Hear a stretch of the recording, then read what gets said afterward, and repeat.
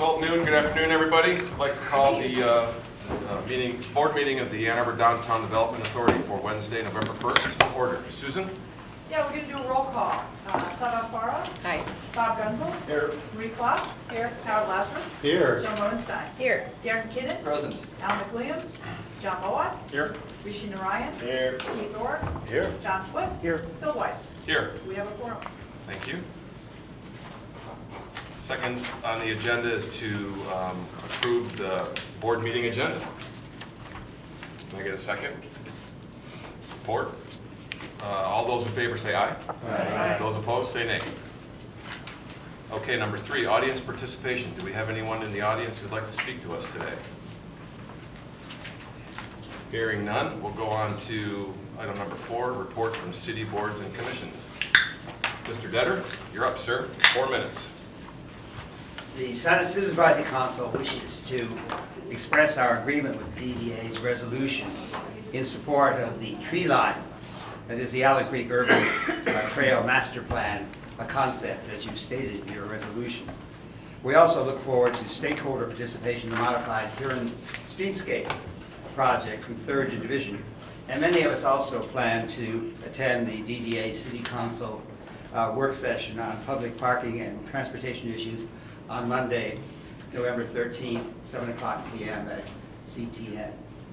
17 Citizen Advisory Council members, near downtown neighbors and guests, including Vanessa Murdoch, who's on the Planning Commission for the City of Seattle, got together last night to discuss a number of interrelated issues dealing with downtown and near downtown issues, most of them in the area north of the official DDA boundaries. These included the problems and future of auto traffic in Ann Arbor, as well as our support for the tree line concept, the approved plans for a shared floodway, pedestrian, bicycle path, and a tunnel under the railroad berm from Detroit Depot Street near 5th to the border-to-border trail, as well as any future development on the DTE site nearby.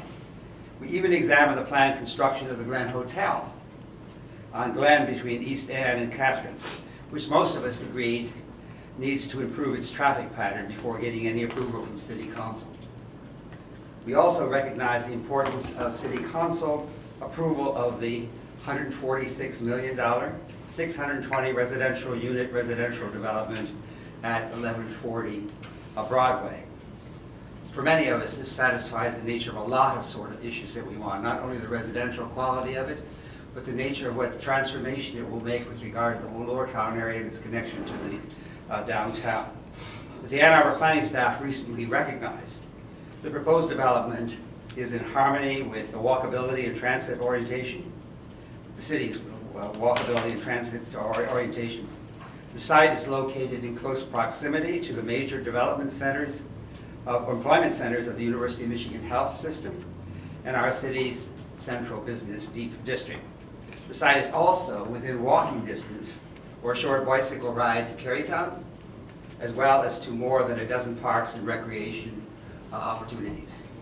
But most of us, in what was almost a 2-hour meeting, most of the time rather, was devoted to the pros and cons of 2 of the 4 possible sites for a future railroad station. To the surprise of most of us, CAC members and near downtown neighbors had shifted our position over the course of the last 2 months. There was a very, very strong consensus last night in favor of a future depot, if one is ever built and in spite of any problems, at the site of the current Depot Street Station. There was only one person actually among those group, and what she suggested was that we don't do anything at all. We continue to use the existing Depot Street Station until we have enough money to cover something that will really work at that particular area. And keeping on the station on Depot Street, for most of them, simply had more economic and community development potential because of its proximity to Lower Town and also to downtown. Thank you. Thank you, Ray. Item number 5, DDA members' communications. Do we have any communications from DDA members? Howard?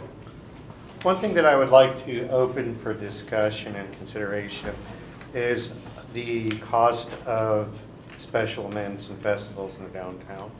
I think over this fall, we've noticed the cost associated with increased security is having a big burden on some of the smaller organizers.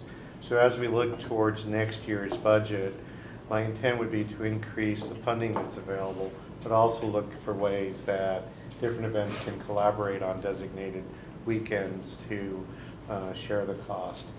With that in mind, I'd like to open up any conversation, receive any comments on the ability to do that, particularly with those events sponsored by downtown merchants, so that we can continue to be a place of a local destination, but also keep the cost of those events within reason for particularly smaller events. So I share that just as a thought that has arisen in some ideas on how to address a growing cost problem. Any comments, suggestions, questions? Give me an example of what you're talking about, an example. We have to provide both police support and then provide barriers. No, I know what you mean, Yeah. but like what events are you, like? Well, Pretzel Bell had canceled their event this past fall. A couple other small type street fairs canceled because of the cost. So what I'd like to look at is ways to share that, not dissimilar from the art fair model, where different events are held on the same weekend. I guess I would, if we're going to take this up perhaps as a discussion in committee, what committee should we be taking it up in? Capital improvements may make the most sense. Partnerships? Partnerships, Or- I was or gonna volunteer partnerships. partnerships, Okay. just because it And might partnerships. involve talking to lots of different groups. Yeah, I think that So, makes sense. Howard, I think one of the big costs is the Jersey barriers. It is. Right, so, and that's probably not the most elegant way It's to not. solve for the trucks. And they do make, we were just talking in the executive committee about removable bollards that involve an underground component so that you can have traffic during normal times, and then the staff could come and easily, a single person could slide a bollard in there. Those are expensive, and you'd have to have a lot of different locations, and from that standpoint alone, I would think it would be capital improvements, but you're right, defining where they would go, it might be the first step. Well, maybe we can talk about it at partnerships, in our next partnerships committee, we have our partners coming. So we have people from ATA, Planning Commission, the county. I think it's kind of an ideal area of discussing, getting some creative ideas for it. John? Then Richie? John, one thought too might be to broaden the conversation, because we've had conversations about festivals and the challenges of them all being on Main Street and those sorts of things. And it'd probably be good to talk to Susan and Maura to sort of round out what that conversation might want to be about, festivals in the bigger picture. Is it something we've had some conversations about in the past? Sure. Richie? So the one thing I think is it's like interesting to hear about the bollards, because if that's more of like a capital improvements project. Because we've kind of gone back and forth and cycled between like grants and capital improvement projects, and are we granting, are we giving grants to organizations, and then what are those things being used for, and then what if that's it's not security, it's balloons or whatever. And so I think having like an option where it's not like here's more funding for you to use for your event, whatever it might be, versus like this is a particular, the cost is coming from this, and this is a capital improvement idea, and here's where it could go, and here's what, and we can put it in the budget and plan for it. It's just something to think about, because we have had these like discussions where we do the grant thing, and then it iterates out, and then it's like, now it's just grants from all over the place. So I think to discuss both at the same time might actually be helpful, because from partnership side, you might be like, yeah, of course we need this, and it'll like go forward quick, because that's like a little bit of an easier solution, so to speak, because it's like, here, you can pay for it now because there's money behind it. But simultaneously, it's almost like, well, what's the long-term, or what's the midterm solution on this heavy cost, which is obviously very important. Right? That was my thought, maybe it starts at partnerships and then the next progression would be to go to. I would agree with that. I mean, I think in a lot of respects, it's a quality of life issue to start out with, and if we can define it more clearly, capital improvements has a role to play. Okay, so we'll move forward with partnerships as a start and go from there. Sure. Okay, thank you. Anyone else? Moving on, item number 6, That's like the executive. most robust conversation we've had at DDA, member communications. That's awesome. Now we're moving on to our next robust topic, that's right. executive director communications. It'll be robust. The first, I wanted to give you an update on where we stand with the fencing, the rooftop fencing, since the board approved the dollars at the last meeting, and it was a topic of great interest to many. I want to thank my colleague Jada for overseeing this. Working with our contractor, we have fencing now installed on 4 of the 6 garages. So 4th and William, Maynard, 4th and Washington, and actually all have fencing at the rooftop. They're underway at Liberty Square. The last garage is Forest. It's a little challenging. It was actually designed to deter people. The guardrails turn inward, and so they've been working on how to actually install the fencing in that garage. As the fencing's gone on, Republic Parking took their 24-hour-a-day staffing, and that was reduced. And so what's left within the $400,000 that the board approved after the fencing and after the staffing, Jada will be working to get out a bid to get black-coated vinyl fencing on the lower levels, level 7, 6, 5. And then Joe will work with this coming budget, which you'll see in January, add more dollars still, to finish fencing. And then the general thinking is that then in a year or so's time, we would then go back to the rooftop and more permanent fencing. So just to let the community know, let you know, we made enormous progress. There have been concerns about the appearance of this fencing when we first started it. And let me say, after the last board meeting, I think we all would agree it's the loveliest fencing we've ever seen. It's definitely on its way. The second thing to bring to your attention is a reminder, we have our annual work session with City Council on November 13th. It's a Monday at CTN. As we did last year, it's intended that the board of the DDA and the City Council will intermingle, sitting at the same table. At the front of the page, I put something in front of you. This is the section of our parking agreement that calls out that there's a work session. We asked the city administrator to assemble the agenda. And just to give you a flavor of some of the ideas that have been happening over the last year that I'll work with the administrator on, I have them in front of you. So if there's others to add or things to strike, we will do so. The first is a whole collection of things to amend the agreement. The next thing we'll talk about changes to the parking system. The next is parking rates changes that might or might not happen, and then just other business. Under the suggested amendments to the parking agreement, the board took action to give to the city an increase in the parking revenues from 17% to 20% for 2 years. We need to revisit it, and the request has been to make that permanent. So that's one item. Another topic that came up at the DDA board retreat was that there's a lag between when the rates are set for parking facilities and when the city makes changes to parking fines. What happens in that lag is we're encouraging non-compliance. So today, you could take a ticket and pay it within 24 hours and it's only $10, whereas if you paid to park in the garage all day, it'd be more. And so we would write language that would request that there's a trigger. If a fine change happens, then the rate changes, or if the rate changes, the fines change. And we work together on that.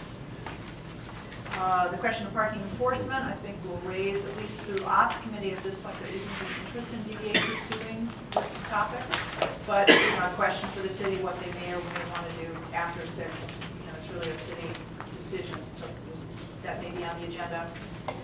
On D, you see the second page is what we talked about here at the DDA earlier this spring, which is recommendations that we have for zoning changes and parking requirements in downtown, for the Planning Commission and City Council to consider. I'm not saying they have to approve them, but at least to consider. And that's on the attached page. And it's things like the parking in lieu program really stresses the parking system. Perhaps there's better ways to address it. That we also look at how we compensate for parking using things like Zipcar and Maven. If there's a car share, you need as many spaces and so forth. So we'll include that just for their consideration. And then the miscellaneous things that we brought up that are more just business, the traffic control orders and the process we follow, how we go through the bid process for the parking lot later and so forth. Those are more at the staff level. We'll share that and get feedback on all those. The next item is changes to the parking system. This is when we'll share with them the board decision last month to add to the Ann and Ashley garage and also bring to their attention the loss of the lease, or the lease has not been renewed for the first in Huron and the fifth in Huron lot, but also the approval of the tree line. They should really start thinking about the fact that the 415 and First and William lots will at some point, have a different use. So we'll talk about the changes to the system.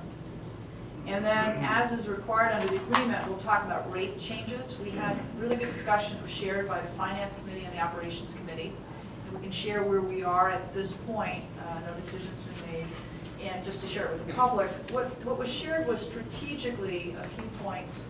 The first is, rather than waiting every few years and then making a rate change, which seems more substantial, that the rate changes happen more gradually than on an annual basis. So it doesn't come quite as a big shock to the system, or as big a shock. That two, strategically, we close the gap between paying for a month's worth of parking by permit and a month's worth of parking by hourly, because it's a contributor, we think, to the wait list, because it costs much more to pay by the hour. Even if you're coming and going, you're still going to pay more than if you pay for a permit. So gradually making that differential reduced is a goal over many years. Three, we had done a TDM pricing that may not be needed anymore. At the time we did this last major change with permits, campus area had higher rates than some of the other areas. And at this point, demand is even across the system. So it's a time for the DDA to look to even them out across the system. And then finally, to continue to expand the difference between paying to park off-street and paying to park on-street by keeping the structure rates the same, over the course of the next few years, increasing on-street rates. And as a first look at it, we were looking at possibly changing the rates at the end of our fiscal year, fourth quarter, so let's say April of 18. What was initially put forward were a range of rates for the monthly permits so that you could get to the even amount, 10 cents an hour on street, and structural rates remaining the same. That's generally the gist. In committee, finance and ops will continue to look at that. What we talked about in committee was we'll continue discussing this in November, we'll get into December. Whatever is coming forward, there'll be a public hearing for our contract in January, and then the board wouldn't be asked to vote on it until February with the idea that it would be enacted in April. So a lot of time to have some discussion, a lot of time for people to give feedback around these strategies and around the specific amounts. So we would share that with council as well on the 13th. This is where we are. Do you have some feedback for us about what we're looking at? And then we would leave time on the agenda for other business. That's generally where we are. We still have about 10 days to go before the work session. And I'd like to share it with you and the public, so we have feedback. We can give it to and ask our city administrator to help to frame the agenda in a way that's productive for that dialogue. Any questions at all or issues? Now, if not, again, we can bring it back through, just if you want to go offline and get a hold of me. And again, we'll shape a presentation that reflects kind of the topics that I shared. Okay. Okay, well, we'll see you on the 13th at 2 p.m. Thank you. Thanks, Susan. Next, item number 7, I'd like to ask for a motion to approve the October meeting minutes. So moved. Bob, support. Marie. All those in favor to approve the October meeting minutes, say aye. Aye. Opposed, say nay. Thank you. Subcommittee reports. Partnerships. Joan. Yes. I would like to move a resolution on page 24. This is the resolution in support of the tree line master plan. Second. That was Bob's second.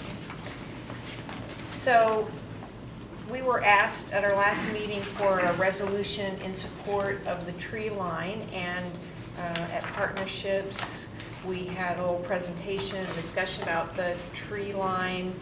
I see Connie Pulsifer here and Kate from the city in case anybody has any questions from our last the last time we saw the presentation. But we decided that this was important for the DDA to support for a number of reasons. One, it's a link between the non-motorized urban trails and economic development.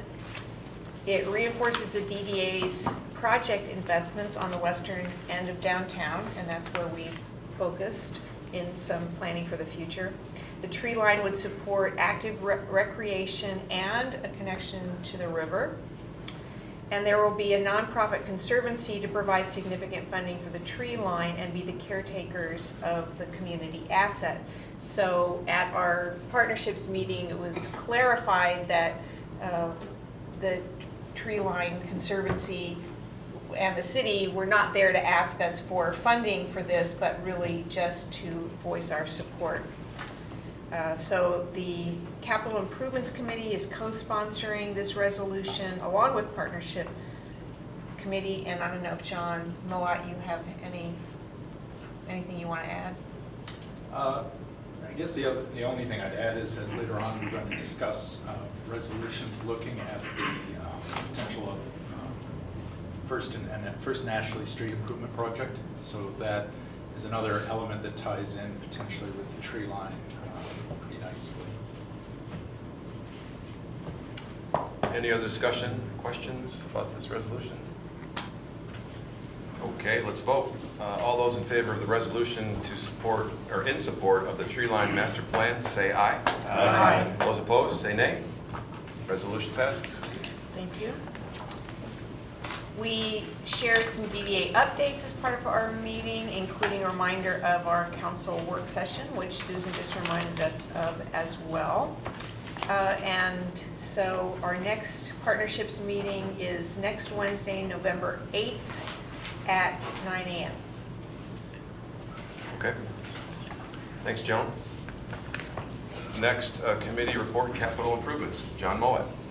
Good segue. You have 3 resolutions in your packet on pages 25, 26, 27 that are all related to each other.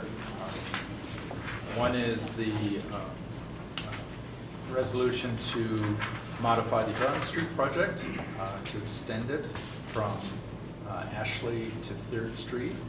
This came up at our board retreat and in subsequent meetings where we looked at the potential of tying it in with the proposed projects at First and Ashley. So it was a logical extension of the Huron project. The second one is the First and Ashley as well as the William Street project. And the third are the design fees associated with the First Ashley and William Street projects. So these are all wrapped together partially because we looked at our retreat at the notion of what could be done on the west edge of the downtown to spur development and increase the vitality of that area. And Amber had put together a lot of good information for all of us, trying to help us understand better where the potential is in development. And obviously, as you heard, the tree line is one of the elements that's associated with it. The potential of building the parking structure at Ann and Ashley to expand the existing structure is related. So I think this really represents our sort of push on the west side of the downtown area. The resolutions have all been reviewed by both the CIC and the finance committees, looking at how they fit into the 10-year plan. They're also looked at as being bond projects. So what that means to us is that, for instance, the design fees and associated costs would be part of the 15% that we'd be putting in up front, and then the remaining 85% would be bonded. And conversations have begun with the discussions of how the projects could be bonded and what time periods and those sorts of things. So that's the basic sort of background of how these all fit together. I'd like to move the first resolution, which is to modify the Huron Street Escape Project. John Split, support. So this is the one you have on page 25, and as I said, it's looking to expand the current project from Ashley down to Third Street. I think this is a tremendous notion, because as I view it, that is really a gateway into the downtown. That stretch as you come up Huron Street from the west is where we actually do transition into downtown. It does include the railroad overpass, for instance, which kind of is almost a literal gateway of sorts, which has interesting potential.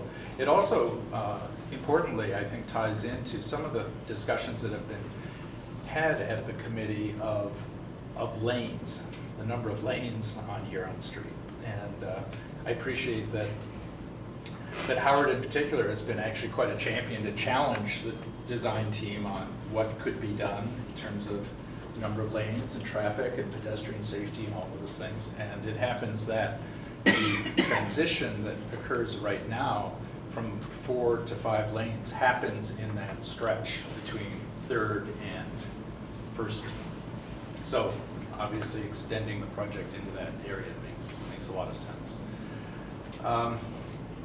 Folks have any questions about that, or any people on the CIC committee who would like to throw in comments about this?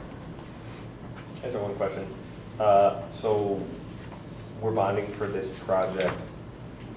We haven't spent any of the $4 million that we originally had budgeted, or are Well, we just bonding the remaining whatever's left? Well, we are design fees, Just- portion of it. so a very Just the small design portion. fees, yes. No other discussion? I think we should vote. All those in favor of the resolution to modify the Huron Streetscape project, say aye. Aye. Those opposed, say nay. Resolution passes. John, back to you. Second resolution on page 26. I'd like to move a resolution to approve a project budget for the First Ashley and William Street projects. Keith, support? Again, these are those projects that we identified at our retreat. We went through a pretty laborious exercise in trying to identify the possible projects throughout downtown, and in the end, these projects made the most sense. Again, same basic scenario in terms of bonding, in terms of tying in with our tree line projects, initiatives to improve pedestrian access to downtown, bicycle access to downtown, etc. So I think that, and I guess I should clarify, William Street is focused on creating a protected bike lane for those. Just needing reminders on that. That's that initiative. And again, it's an opportune time to really look at, in my mind, looking at the bike lanes as we're looking at Huron Street, as we're looking at the tree line, as we're looking at those routes potentially from west to east. I think the timing is good to be able to look at some of these things a little bit simultaneously. So I think the timing is good for this one. Any questions? Any comments by folks? Since that's my hood over there, I'm pretty excited about this project. I think that the streetscape improvements will be wonderful because the lighting is so poor on Ashley between Liberty and Washington. It's a safety issue. I'm sure the businesses will be ecstatic, so I'm really excited to see this. Rishi? So just to clarify or confirm, for William Street, is it just bike lanes or is it also upsizing the water mains? Because it's written as upsizing the water mains. It's a good which question. It's actually, Susan, I can't remember about the Sure. water mains. So the water main on Ashley will be expanded, and is that the question? well, Through the project area, we'll be working with the city, and that those parts of First and Ashley that need the water main brought to the 12 inches, that's what we'll be. but it's William Street from 3rd to State, so it has nothing to do with the water mains on William Street. No, not on William. No. Okay, well, you Yeah. might want to reword that, Okay. whereas We want to make it. Just to I clarify. don't really want to be the one that makes a friendly amendment, but I will. Okay. Friendly amendment? Or no, we're not allowed to do friendly amendments, right? Regular amendment? Hasn't been moved yet, has it? Oh, yeah. Yeah, we haven't moved and seconded. Oh, well, I better not, you better do that, because I'm asking questions. Yeah, I thought. No, it has been seconded. The resolution has been seconded. Keith seconded. Okay, Yeah, so we're in the discussion phase now. So, okay, I'd like to propose an amendment. That, Go ahead. well, I'll propose an amendment, okay, that,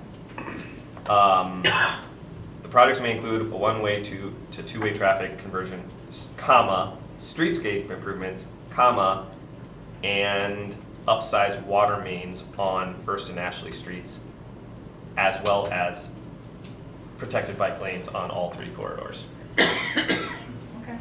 Are we looking at protective bike lanes only on William though? Good, I had to, okay, pause my amendment. Are we looking at another There question? may be some on First and Ashley because part of the tree line envisions, I don't know if you remember that slide, at least some sections would have a protected bike element. So it allows us, it may not be for the length of those streets, but some pieces of those streets. Okay. Well, and it says previous to that, may include, so. Time's back in. Okay, I go forward with my amendment as is. Does anybody need Rishi's amendment restated? Did anyone write down my amendment? Upsize water mains on First and Ashley, comma, and protected bike lanes on all 3 corridors. Is there support for Rishi's amendment? Support. Marie? So we need to vote on the amendment, correct? Right. All those in, Before we vote, I'm abstaining from this and the Okay. next, so I'm gonna also abstain from the amendment, I guess. I'm just gonna call it the Rishi amendment. All those in favor of the Rishi amendment to the resolution regarding the First Ashley and William Street projects, say aye. Aye. Those opposed, say nay. That was a better outcome than my last amendment, where it got shot down completely. Okay, back to you. At the committee meetings, we'll ignore what you've come up with. But actually, to that point, it is the case that a lot of times the early parts of these projects are exploratory, trying to actually further define scope and so forth, so just as a point of information. Is it, just another question, if it's just, hey, just a question, if it's just about the bike lane on William Street, is that a very small part of this project? So It's actually. kind of like roped in as one thing, it just sounds like a third. It sounds like a third, and it seems like it's not. I don't have the specific details in front of us, but the protected bike lane on William is the full length of it, so that's a very substantial change. Okay. It isn't specifically a third, but if you were interested, I could break that out for you. What's, the reason why all 3 are together is we're really doing feasibility on all of them. And how it ends up playing out may modify the total project budget. Probably most likely it might change it larger, but for right now, the impact of a protected bike lane on William, what does that mean to traffic and to First and Ashley, and especially if there's a 2-way transition? And back to the project budget may be modified as we get in deeper and know more. Okay. And along those lines, I had qualms about commingling them Yeah. both myself. Yeah. I kind of agree with you in that sense. So one of the things we've talked about is the fact that both of them are a little bit unique, because one is something we haven't done before, protected bike lane, and is William Street the right place for it? Is it, what are the technical barriers, et cetera? The other one, going to 2-way traffic, is also, an exercise. Yeah. So there's nothing automatic to say that both of them will, both or either of them will proceed.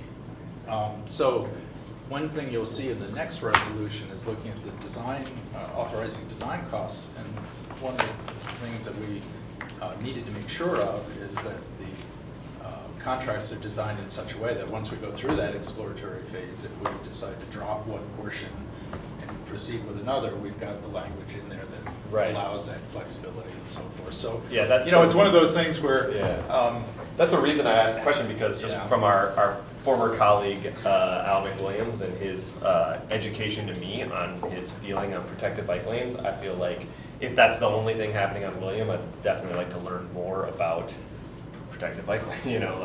He has his own kind of spiel on that, which I appreciate and trust. So that's just part. So it sounds like it's all flexible anyway. So we might as well just move forward. yeah, I think so. Susan and I had that conversation whether to split them up or put them together, but because we do have that flexibility, I'm not sure for purposes of what we're doing today, that it's terribly significant. Okay.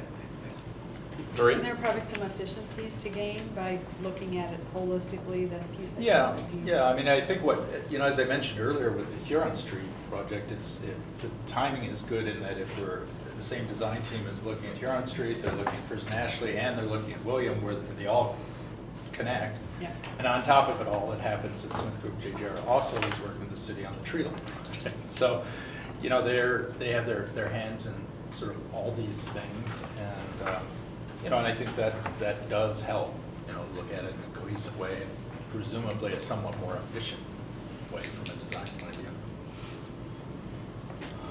Okay, the resolution that's on the table is to approve a project budget for the first Ashley and William Street projects as amended by Mr. Narayan. All those in favor say aye. Aye. Those opposed say nay. Resolution passes. I abstain. One abstention. Yeah, you got Mr. that. McFadden. John? All right, our third resolution on page 27. I'd like to move a resolution to approve a design team for the first Ashley and William Street projects. Keith, support? Support again, sure. So, we sort of jumped the gun on this one, but it's pretty self-explanatory. The design firm is Smith Group JJR. As I said, we've talked about how the contract is constructed. You'll see the fee amount down in some of the resolves, but it is done in such a way where it's can be split and changed as we sort of discover more about each project. Discussion? Any questions? Hearing none. All those in favor of the resolution to approve a design team for the first Ashley and William Street projects, say aye. Aye. Those opposed say nay. Resolution And- passes. and, And one abstention. Great. Thank you much.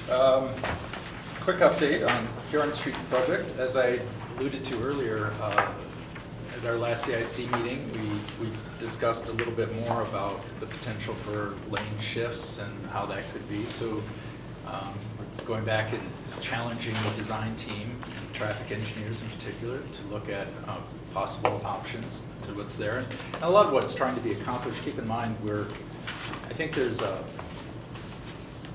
lot of agreement on the fact that Huron Street is what it is in terms of carrying traffic, and it may indeed actually carry some more transit on top of it. It's one of the things that's being discussed is whether buses could be rerouted. We don't want to shift so much off of Huron that all of a sudden Washington, Liberty, adjacent streets become overloaded and things become problematic. On the other hand, if we do have the opportunity, in my opinion, it would be tremendous if Huron Street could go to, say 4 lanes, because we would pick up a significant amount of space within the right-of-way to potentially look at things like a protected bike lane, or be able to bring landscape areas further inboard, which would allow for larger trees. You can imagine, if you have a large canopy tree, you don't want it rammed up too close to buildings, et cetera, et cetera. So, to me, it's an exciting possibility. It's complicated because as you look at traffic movements and cars backing up and cars trying to turn left and all those sorts of things, and so they're going to have to look at an area beyond Huron Street quite a bit. Those feeder streets and potential left turns, those sorts of things. Our hope is that at this next November meeting, I'd encourage people to come to that meeting, because I think it's going to be a pretty pivotal part of the conversation for Huron Street. So I'd encourage folks to come if you're able to. And my last thing is 5th and Detroit. Folks are still pushing the project team to get construction documents completed and out later this month. Can I, Liz or Amber, I guess over here, is Southview completely done and done and done? Our portion is, yes. Sorry, Liz. Yeah, the DDA streetscape project's completely finished. Cool. There's still ongoing construction with the private Yeah, development. yeah. And the city's done with, they were repaving and They that's. might have pavement markings left to do, but the street is open. Okay, yeah, I saw that. Cool, well, I guess, Southview's done. Yay. We can remove status on Southview improvement project. Absolutely, absolutely. One line less. And actually, along those lines, wrapping it up, I just, again, want to congratulate the staff here, the city folks with the amount of cooperation. It was a pretty major challenge with that project, with hitting the water main and all that. So I really want to hand it to staff and city folks for kind of making that all work out. Hopefully, folks up on Southview will be pleased with the improvements, and I we'll think- learn moving forward for future projects. One piece of feedback that I will say about Southview that I witnessed, and I've gotten some feedback from people on the street, is that I think we gotta give people a vision of what the rain gardens can be and what they should be, because right now they look like a few weeds in a pile of dirt. And we're going in the winter, and I realize that with the vision that we gave people, and now when we say it's done, and then people are like, what is that? Because it's basically you can just see cigarette butts and stuff, and I think in our minds we saw like a vibrant like shrubbery that you wouldn't walk through, but right now you just like walk through it. It's pretty convenient. My 4-year-old walked through one. It's just like it's there to do it. So I think. On like well, there's no plans, so it's not an issue. So I think like as a follow-up to, even though the project's done, is obviously there are some things that are not exactly like what we had kind of proposed to people, but I assume we're going to get there, and we just need to follow through. I think with this and like any project where it's just like it's done, but We've got to resell them. well, it's like it's not exactly where it's at, and what is the time frame for that to happen or whatnot. So anyway, I'm sure there's something we can talk off, offline on how to do that. But it is one kind of thing. It's like even though project's status over, probably with all of these projects, it's gonna be like, okay, but it's not over, and how do we make sure that everybody in the community knows that we still got some place to go. I think you bring up a good point too, because there are a few things that relate back to it. One is the standards for how to deal with urban landscaping have changed significantly over the years, and the ways of doing it, and trying to keep trees alive and so forth. But then there's also that aspect of stormwater mitigation and those efforts that you take, and some are somewhat experimental and some are a little bit more proven over time. And Yard Street is going to be the next one, because one of the things we've challenged folks, the design team, is, as we all know, there's a lot of stormwater that collects at the bottom of Huron Street. If anyone's ever driven down Huron Street soon after a storm and had it flooded down there. So one of the things we've done is to challenge the team to look at whether it's rain gardens or tying into storm systems and how we deal with water and so forth, and what it looks like, all significant. So your point's well taken. Our next capital improvement meeting is November 15th, Wednesday at 11 a.m. Thanks, John. Finance Committee. So I'd like to move the following resolution to accept the DDA fiscal year 2017 financial audit. For your support. Joan? So following on to John's comment about how wonderful the staff at DDA is, I do have to say this year we had a clean audit, and this was the first year that Yo and Yo did it, and it's very unusual to have a new accounting firm come in and do an audit and for them not to find something to question or something that looked a little out of place, but it was perfectly clean, very unusual, and kudos to Joe, who works very hard and does an awesome job. So good job, Joe, and congratulations. One thing I learned in that Finance Committee meeting is Joe is already working on next year's audit. As soon as this one is done, correct, you're already putting stuff together, so it's better than trying to cram for that exam. You just got to study every day. And there was very specific comments from the auditors. They were surprised and felt like Joe was great to work with, and the DDA overall was just a good organization. So, good job. They were shocked. Joe was great to work with. Secondly, the IRA audit. Hold on a second, Oh, hold on a I'm second. sorry. Any discussion about the resolution to approve the audit, John? No? All right, all those in favor to approve the resolution to accept the DDA fiscal year 2017 audit, say aye. Aye. Those opposed, say nay. Resolution passes. Thanks. Secondly, the IRA audit, the Internal Revenue Service audit of the Build for America bond that was used to finance library lane construction was closed with no concerns about noncompliance. Once again, good job, team. Thanks for being so organized and responsive during that audit project. Joe?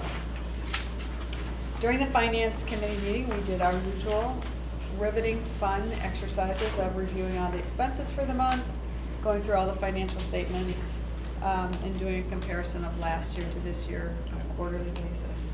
Everything looked good. We had a conversation about future parking rate changes.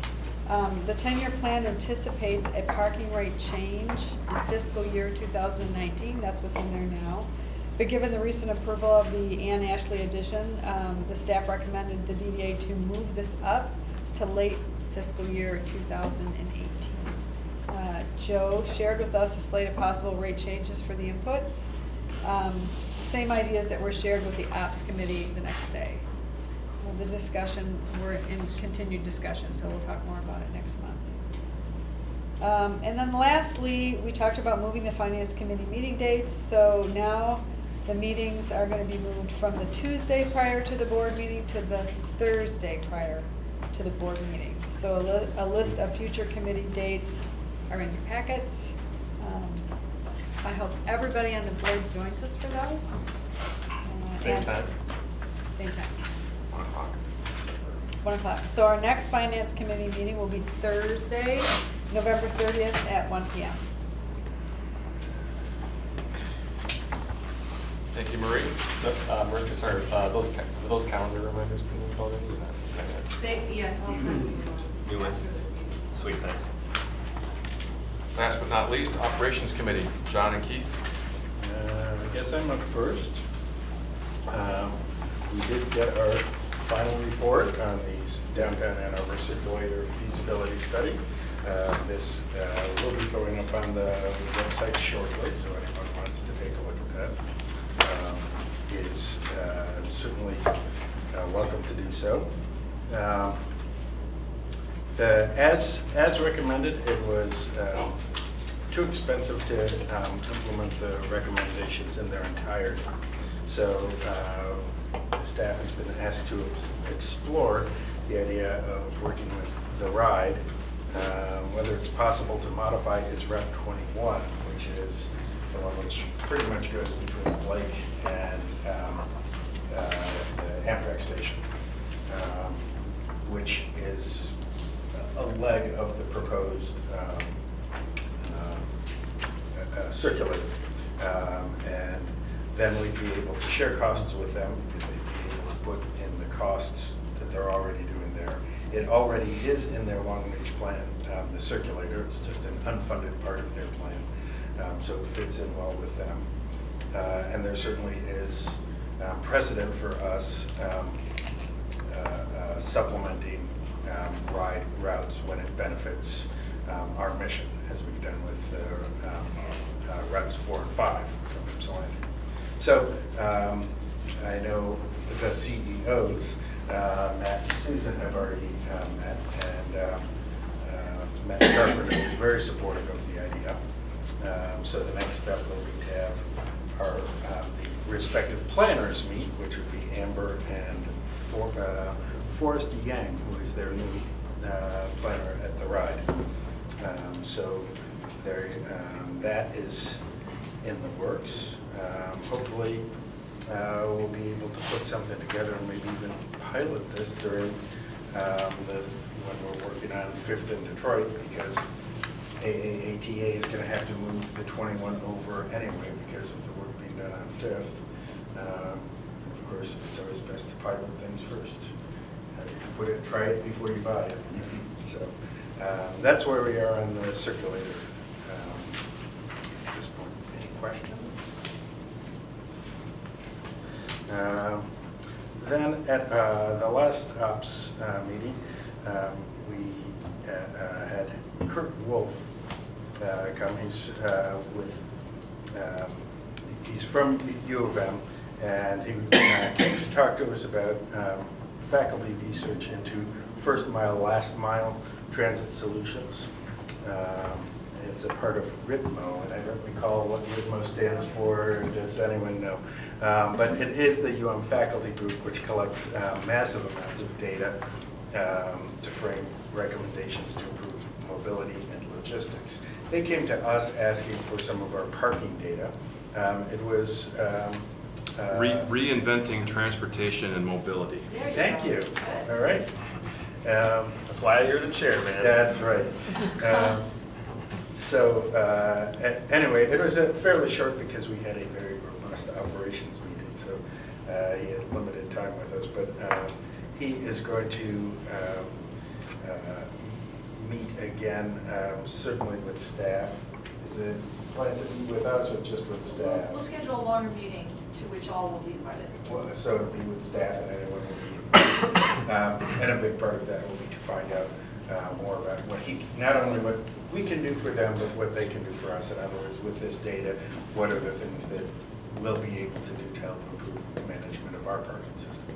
So that was interesting, and hopefully it will be a partnership that continues.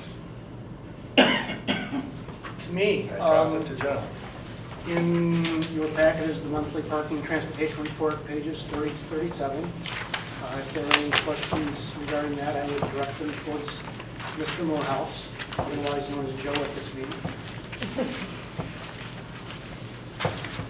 Seeing none, general operations, we did review the revenues for the first quarter of this year. Revenues are up almost 4% over the opening quarter of last year, so that's good news.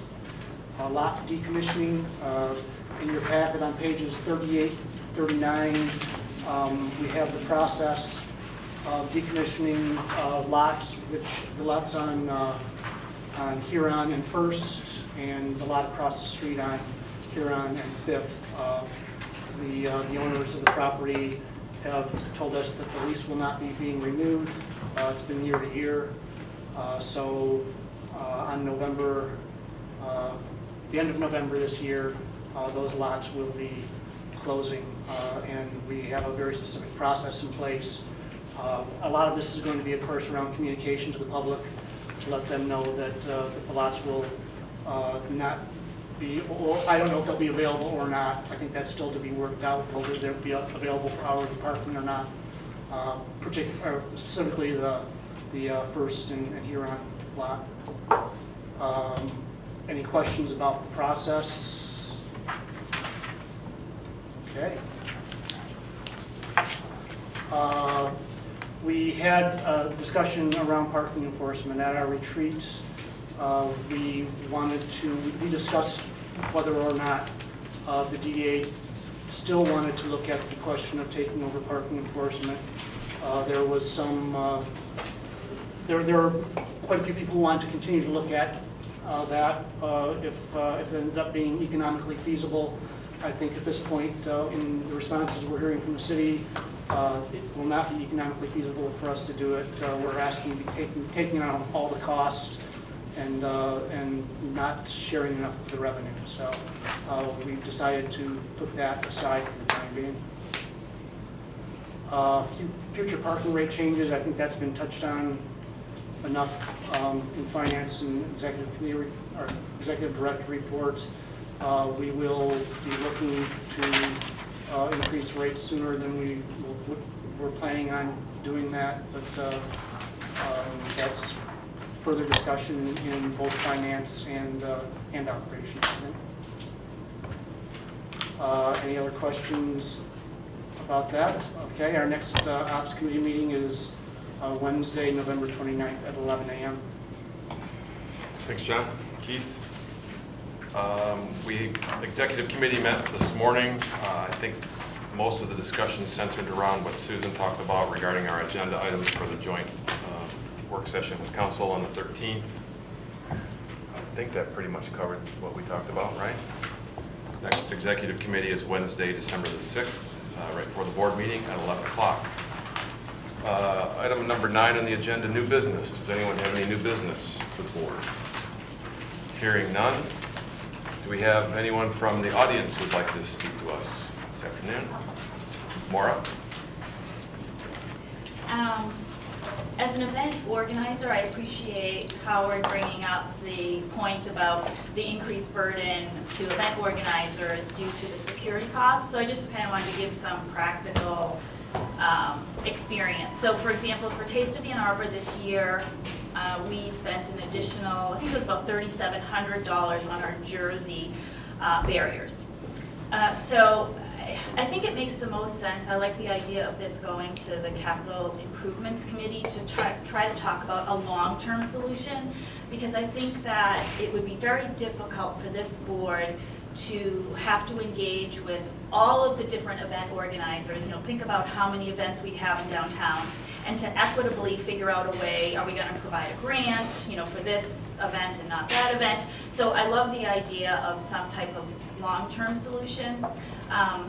And I know that the Main Street resurfacing project is in the CIP for 2020. So that might be a great opportunity to look at, you know, those things. I was just at the U of M game on Saturday, and they have those certain places where the metal thing comes up from the ground. I don't know how that works, but that would seem like an easy way, not easy, but something to look at that would make a lot of sense and might be more practical. And as far as, just as you're moving forward with this committee meeting, and you're having discussions, as far as having events, try to coordinate on the same weekends, I think that's, first of all, really tough on event organizers. I think it sort of defeats the purpose of what is the point really of an event. From a downtown organization perspective, the point of the event is to connect people to our downtown. So we don't want to condense all of those events to one weekend. You know, we want to spread out our audience. So I think, and there are a lot of other practical reasons why I think that might be difficult. So that's just my 2 cents. And I just want to say kudos to Patty, because I think this is awesome. Thank you, Maura. I'm going to have to Google jersey barriers when I get back to the office, because I just don't know. I can't picture what that is. Concrete barriers. What you see on the highway between you. Those are and called the jersey traffic. barriers. You can Google them on your phone when we do it real quick. No, that's okay. I have unlimited data now. Anything else? Do I have a motion to adjourn? Or can I get a second to it for the motion to adjourn? Second. Marie, all those in favor of adjournment, say aye. Aye. Those opposed, say nay. Okay. We are adjourned.